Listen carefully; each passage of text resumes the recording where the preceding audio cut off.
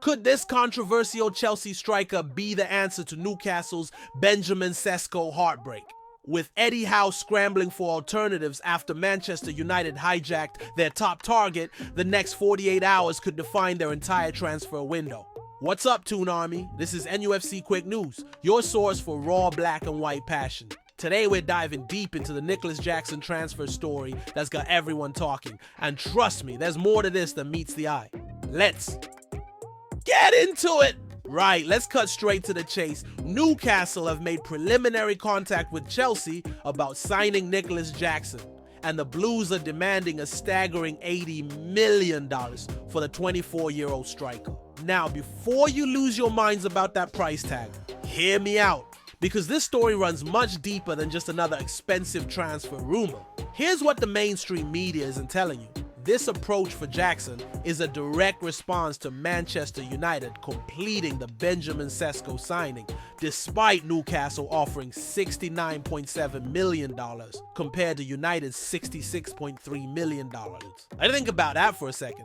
We literally offered more cash than United and still got rejected. That's the harsh reality of where we stand in the pecking order right now. But here's the real question. Is Nicholas Jackson actually worth the astronomical fee Chelsea are demanding? And more importantly, could he be the missing piece in Eddie Howe's puzzle?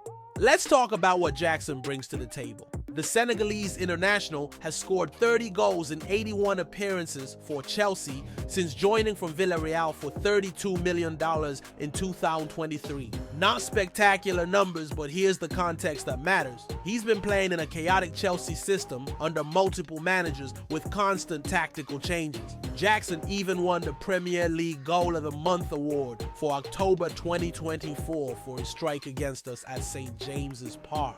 Remember that goal?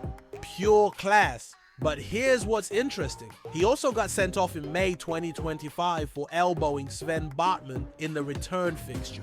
The lad's got fire in his belly, and sometimes that boils over.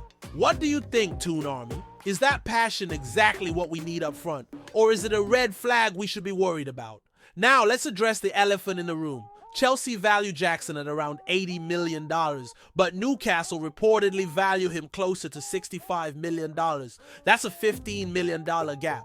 And in this market, that could be the difference between getting your man or watching him slip away to another club. But here's where it gets really interesting. The situation is much more urgent now. Alexander Isak has been training separately from the first team squad after Liverpool's $110 million bid was rejected. He's been told to report for training after the rest of the squad leaves. That's basically exile. The relationship is completely broken. Remember, Chelsea manager Enzo Maresca recently confirmed that anything can happen with Jackson during this transfer window. That's not exactly a ringing endorsement from your own manager, is it? When a coach is that non-committal about a player's future, it usually means the door is wide open.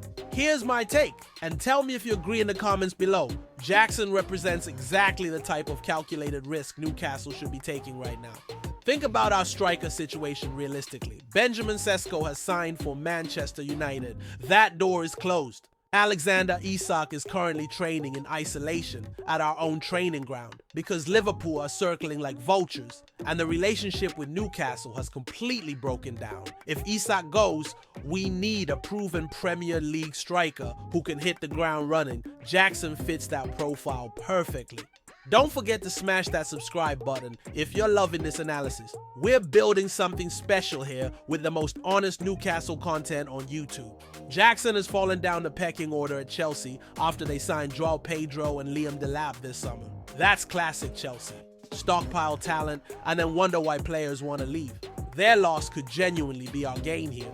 But let's be brutally honest about the challenges. Jackson is currently on a run of just 1 goal in his last 10 games in all competitions.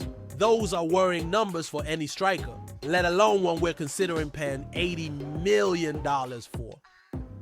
Is this a confidence issue, or has he simply hit his ceiling at Chelsea? What's your gut feeling, Toon Army? Is Jackson struggling because of the system at Chelsea, or are these form dips a sign of deeper problems with his game? Here's what Eddie Howe brings to this equation that nobody's talking about: his track record of improving strikers. Look what he did with Callum Wilson at Bournemouth. Look at how he's developed Isak's all-around game. Howe has a proven system for getting the best out of forwards, and Jackson has all the raw materials to thrive in that environment. Eddie Howe is still the current Newcastle manager after guiding the club to their first major trophy in 70 years by winning the EFL Cup in March 2025. He was even granted the Freedom of Newcastle in May, the city's highest honor.